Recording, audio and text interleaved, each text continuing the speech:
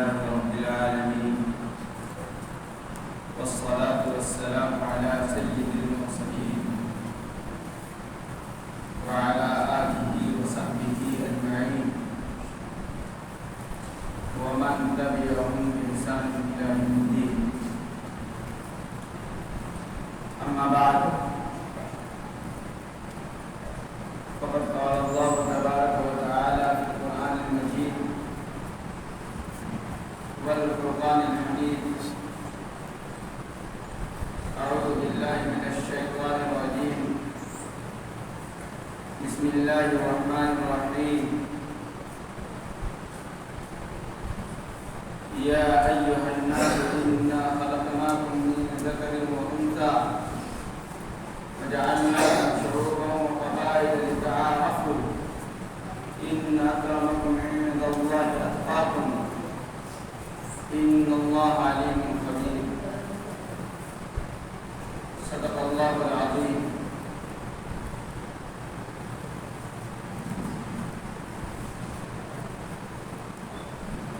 میرا محترم بزرگوں اور دوستوں،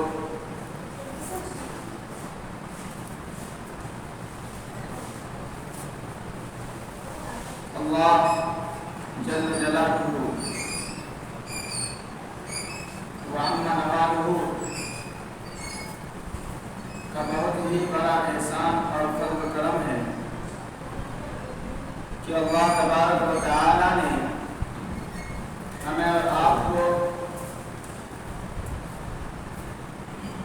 ایک ایسے ملک میں بسایا ہے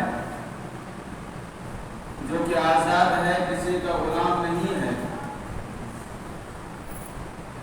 اور ہم اس ملک میں آزادی سے سانس لیتے ہیں، اپنے اپنے مذہب کے مطابق زندگی گزارتے ہیں۔ میرے دوستوں،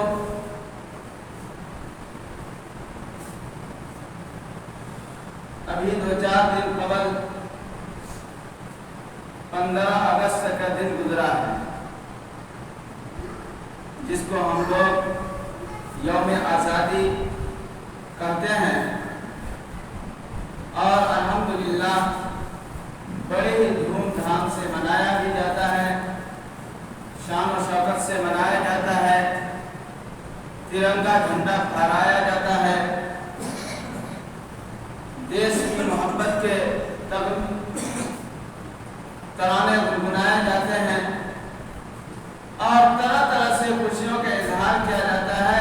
مٹھائیاں تقسیم کی جاتی ہیں، اور خوشی منانا بھی چاہیے کہ اللہ تعالیٰ نے ہمیں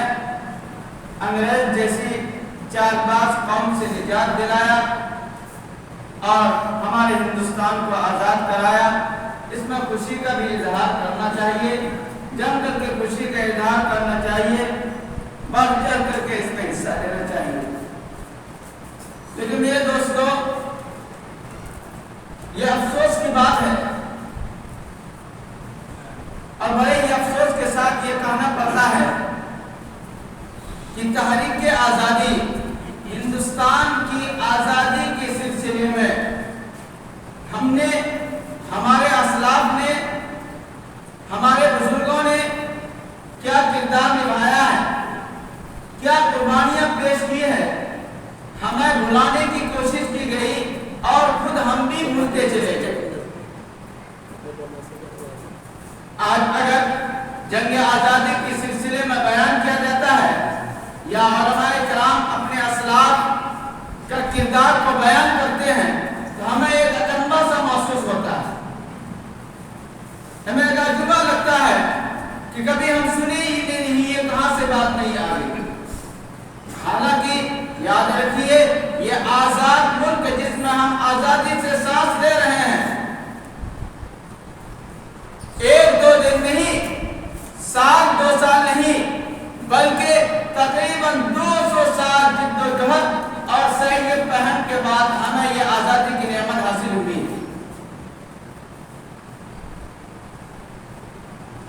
ہمارے اسلاف نے اس ہندوستان کو آزاد کرانے کے لیے، ہمارے بزرگوں نے، ہمارے پروجوں نے اس ہندوستان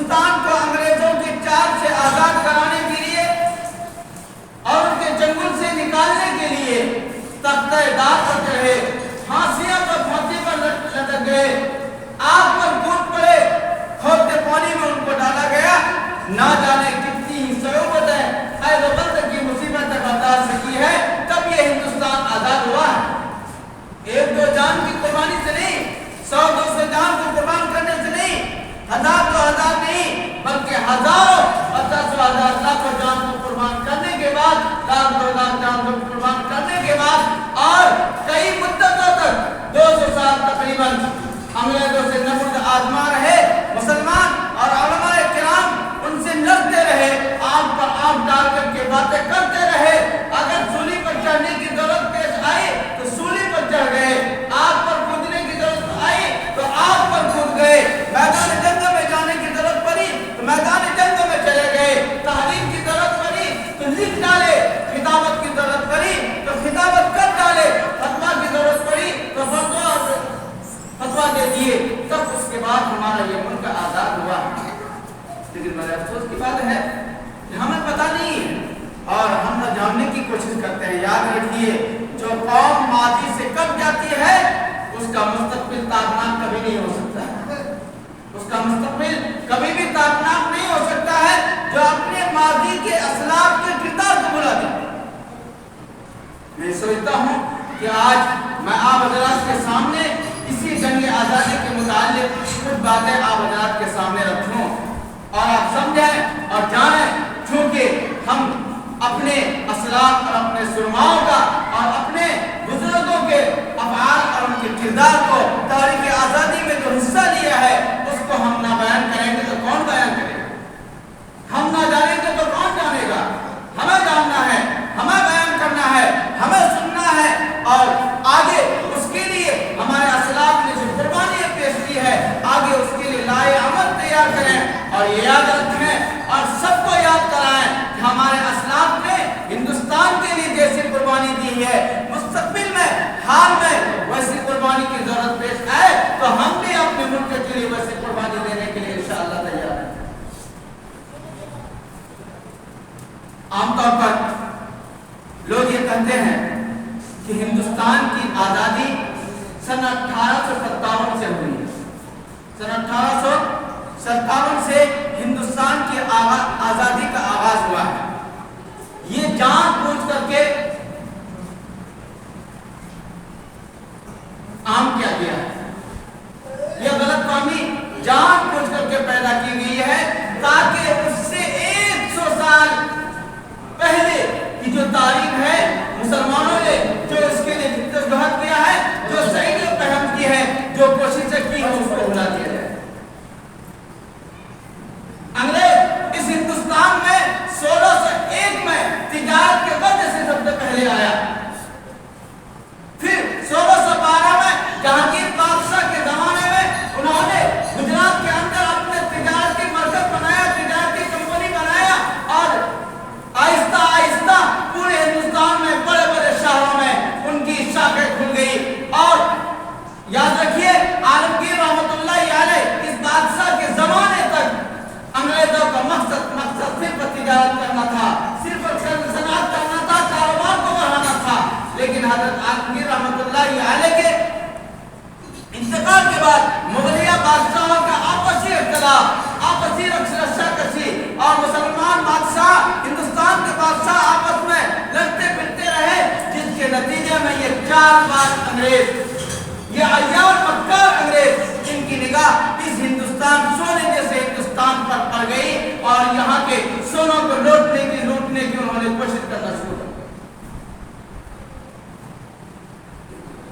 مغلیہ دور میں ہندوستان کو سونے کے چڑیا کہا جاتا تھا، انگریزوں کے آنے سے پہلے ہندوستان کو سونے کے چڑیا کہا جاتا تھا۔ آج ہم لوگ دوسری جگہ کاروبار کرنے جاتے ہیں، دوسرے ملک میں جا کر کمانے جاتے ہیں، وہ زمانہ یہ تھا کہ دوسرے ملک سے لوگ ہمارے ملک میں کمانے کے لیے آیا کرتے تھے، یہ ہندوستان کی حالت تھی۔ لیکن ان انگریزوں کی نگاہ کسی مال و دولت، کسی سونے چڑیا پر غلط نظر پڑ گئی، اور غلط نظر کے نظریے سے انہوں نے اس ہندوستان پر قبضہ کرنے کی کوششیں شروع کر دی۔ سب سے پہلے 1757 عیسوی میں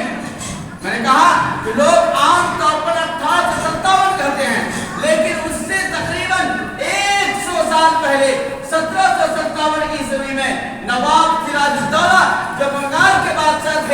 बिहार में उसमें शामिल था। जो बंगाल के बादशाह थे नवाब सिराजुद्दौला, उन्होंने इस बात को महसूस किया कि अंग्रेज आहिस्ता आहिस्ता हिंदुस्तान पर कब्जा करने की कोशिश करते जा रहा है, अब तक करते जा रहा है। अगर इन पर बंदिश नहीं लगाई गई, इनको भगाया न गया, तो एक न एक दिन ये हिंदुस्तान पर काबिज हो जाएगा। और उसके लिए उन्होंने पलासी के मैदान पर सन 1757 में अंग्रेजों से लड़ाई की। करीब ये था कि अंग्रेज दुम दबा करके भाग जाते, वो भागने पर मजबूर होते, लेकिन अपने वजीर गद्दार मीर जाफर की वजह से शिकस्त खा गए। खुद उनका वजीर था जिनको उन्होंने बड़े ओहदे पर कायम करके रखा था, बड़े ओहदे पर बैठा करके रखा था। उन्होंने अंग्रेजों से चालबाज कर ली, उनसे सौदाबाजी कर ली। बिलाखिर नवाब सिराजुद्दौला को शिकस्त हो जाती है और कुछ ही दिनों के बाद, कुछ ही सालों के बाद ये अंग्रेज बंगाल, बिहार, उड़ीसा पर अपना कब्जा जमा लेता है। उसके बाद हजरत शाह वलीउल्लाह मुहद्दिस देहलवी रहमतुल्लाहि अलैह, जितने हिंदुस्तान के उलमा हैं सबके सरखैर है शाह वलीउल्लाह मुहद्दिस देहलवी रहमतुल्लाहि अलैह, उन्होंने भी इस बात को महसूस किया, अपने खुतूत तहरीर वगैरह में इसका इशारा भी किया। फिर उसके बाद शेर मशहूर टीपू सुल्तान रहमतुल्लाहि अलैह, फतेह अली खान टीपू सुल्तान रहमतुल्लाहि अलैह, वाना सैयद अबुल हसन अली नदवी रहमतुल्लाहि अलैह ने लिखा है कि सबसे पहले जिनसे इस बात को महसूस किया वो शेर मशहूर टीपू सुल्तान, जो बाहिम्मत बादशाह था, अजीम सिपहसालार था। उन्होंने इस बात को महसूस किया कि अंग्रेज को अगर सबक ना सिखाया जाए, उसको हिंदुस्तान से पार ना किया जाए, तो आहिस्ता आहिस्ता आहिस्ता दीमक की तरह ये पूरे हिंदुस्तान को खा जाएगा। उनका बाप हैदर अली, उन्होंने भी उनसे लड़ाई की। खुद टीपू सुल्तान रहमतुल्लाहि अलैह ने 3 मरतबा इनसे लड़ाई की। 1783 में, 91-92 के अंदर, इसी तरह फिर आखिर में 1799 में टीपू सुल्तान रहमतुल्लाहि अलैह अंग्रेजों से जिहाद करते हुए, उनसे लड़ते हुए शहीद हो गए। आज लोगों को पता नहीं है कि सन 1857 से पहले कितनी जंगें हो चुकी है, कितने मरतबा मुसलमान इस अंग्रेजों को भगाने की कोशिश करते रहे। अंग्रेज जिस दिन से हिंदुस्तान पर अपना नाजायज कदम जमाना शुरू किया था, उसी दिन से मुसलमानों ने उसके खिलाफ अलग बगावत बुलंद कर दिया था, चल के हिस्सा लेते थे। 1799 ईस्वी में टीपू सुल्तान रहमतुल्लाहि अलैह उनसे लड़े, श्रीरंगपट्टनम के मैदान में ये कहते हुए शहीद हो गए कि शेर की एक दिन की जिंदगी गीदड़ की 100 साल जिंदगी से बेहतर है। गीदड़ जो डर करके रहे 100 साल तक, और शेर जो निडर होकर के, वो जिंदगी बेहतर है कि एक दिन रहा जाए लेकिन निडर होकर के रहा जाए, डर करके 100 साल जिंदगी से बेहतर। ये कहते हुए शहीद हो गए। उनके बहुत सारे दोस्त अहबाब ने कहा कि हजरत ऐसा कीजिए, चूंकि अंग्रेज फौजों ने आप पर कब्जा कर लिया, चारों तरफ तक घेराव कर लिया, आप उनको अपने आप हवाला कर दीजिए ताकि वो जान को बख्श दें। तो उस वक्त ये तारीखी जुमला कहा था कि शेर की एक दिन की जिंदगी गीदड़ की 100 साल जिंदगी से बेहतर है, और ये कहते हुए शहीद हो गए। 2-3 साल के अंदर हिंदुस्तान के जो छोटे छोटे राजा महाराजा बादशाह थे, उन तमाम पर कब्जा करते हुए बिलाखिर अंग्रेज दिल्ली की हुकूमत तक पहुंच गए, और 1803 के अंदर उन्होंने सेनिका की फार्मूला निकाला कि खलकत खुदा की, मुल्क बादशाह की, हुक्म कंपनी का चलेगा। यानी मखलूकात तो बादशाह की रहेगी, मुल्क बादशाह के नाम का रहेगा। मखलूकात तो अल्लाह ताला की है, मुल्क बादशाह के नाम का रहेगा, लेकिन हुक्म अंग्रेजों का चलेगा, बादशाह का हुक्म अब नहीं चलेगा। उनको ये डर था कि अगर मुल्क को भी बादशाह से छीन न लिया जाए, कहीं ऐसा हो सकता है पूरे हिंदुस्तान में बवाल न हो जाए, इसलिए नाम का मुल्क बादशाह का नाम रखा गया, लेकिन हुक्म अंग्रेजों का चला गया। और यही सन 1803 ईस्वी है जिसके अंदर शाह अब्दुल अजीज रहमतुल्लाहि अलैह ने यह फतवा जारी किया कि हिंदुस्तान दारुल हर्ब है, लिहाजा अंग्रेजों को भगाने के लिए हर एक पर जिहाद करना पड़ता है। उस वक्त बड़े बड़े महाराजा थे, राजा थे, बादशाह थे, फरमानवा थे, लेकिन किसी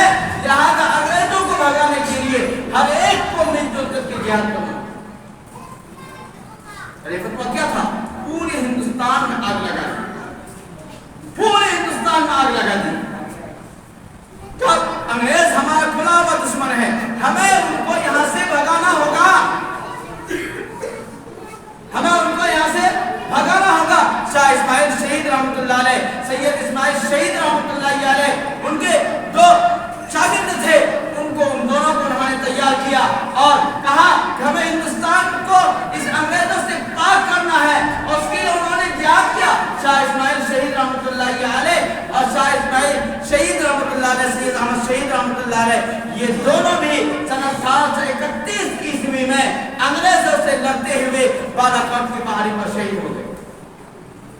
وہ لوگ بھی شہید ہو گئے۔ اور آپ کو معلوم ہونا چاہیے، ہمیں یہ فخر کے ساتھ کہنا پڑتا ہے کہ اس جنگ میں ہمارے اس بہار کے بھی عظیم سپوت موجود تھے۔ اور تاریخ میں آتا ہے کہ بہار کے جتنے علماء صادق پور جن کو کہا جاتا ہے، پٹنہ میں ایک محلہ ہے علماء صادق پور، یہ لوگ 1845 عیسوی تک ان سے لڑتے رہے۔ اگرچہ 1871 میں شکست ہو گئی، 31 میں شکست ہو گئی، لیکن علماء کرام اور مسلمان ہند بیٹھے نہیں رہے، اندر کوشش کرتے رہے، جس کا نتیجہ ہوا کہ سن 1857 عیسوی میں تمام ہندو مسلم سکھ عیسائی نے ہر ایک نے مل کر کے انگریزوں کے خلاف عالمی بغاوت بلند کیا۔ اگرچہ اس میں شکست ہوئی، لیکن اس کا نتیجہ میں پورے ہندوستان میں ایک بوال ہو گیا، اور ہر ایک کے دل میں یہ بات بیٹھ گئی کہ انگریز ہمارا کھلا ہوا دشمن ہے، ہم انگریزوں کو جب تک بگائیں گے نہیں، ہم چین کی روٹی نہیں کھائیں گے۔